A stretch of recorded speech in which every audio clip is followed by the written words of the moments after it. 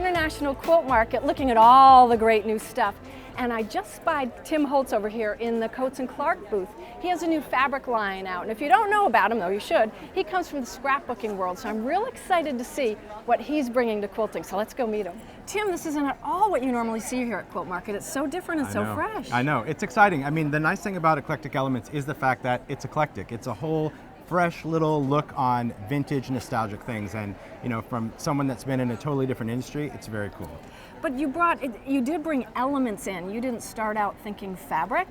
That's right. It looks like it's more the things. It is more the things. I started out in the papercraft industry. I've been there for 10 years and designed papers and embellishments. So the influence to kind of take those designs into fabric is really the whole inspiration behind Eclectic Elements. And it's a lot of different things that kind of piece together that somehow work. Well, quilting is piecing. So what you've been doing with your mixed media is kind of the same thing, but not really. Kind of, but not really. But what's exciting is that, as a mixed media artist, I'm so inspired to make my own quilt now. Yes, It's very, very cool. Did someone make the one behind us for you? Yes, a gentleman made that. And what's nice about this quilt is that it is, again, not your traditional quilt. You look at it and it's got a lot of wonky elements to it, which is pretty refreshing. Oh, cool. Now, where did you start? So where does this come from? Who is Tim? What is the thing that when you're walking through an antique store or a craft store, what gets you excited? Well, for me, it's the nostalgic element. So I am very inspired by things of the past. I think they have a story, a history to them. And so I'm influenced by the colors and the textures. And I think that taking that influence and turning it into fabric is what is so unique. Having subway signs mixed with dictionary, mixed with little cut up pieces of ruler. Again, putting it all together, you would think this can't possibly go together, but it does. Yeah, and a lot of this started from photographs, a lot of your fabrics? A lot of it started from photographs and found objects. So everything that's, of course, in this fabric line, these are elements that I personally own. And these coordinate with papers that I've already done in the papercraft industry. So they kind of coexist, which is great. Is this what your house looks like? It is. My house looks like this booth. It has so many vintage props and elements. But I think it gives a sense of really what this line is all about, and kind of pulling it together, because it does cross over to all different demographics, whether you connect to the nostalgia of it or whether you connect to kind of the industrial urban trend of it. Right. Yeah.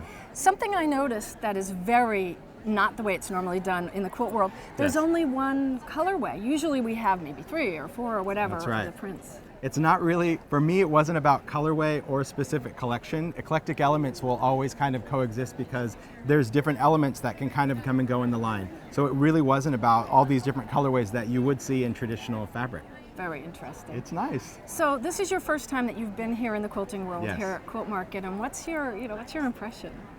What's my impression? My impression really is about the creativity of it. Of course, coming from a different industry, there's a different level of artistic expression, and that's what I've noticed in the quilt market, that, it's very passionate when it comes to quilting. Very passionate. And I love that because there's all types of skill levels, but all sorts of different projects that be created with fabric. That's a great crossover. It really does. It is. And that's what's fun, too, is the crossover. It is. Yeah, you bring something so fresh.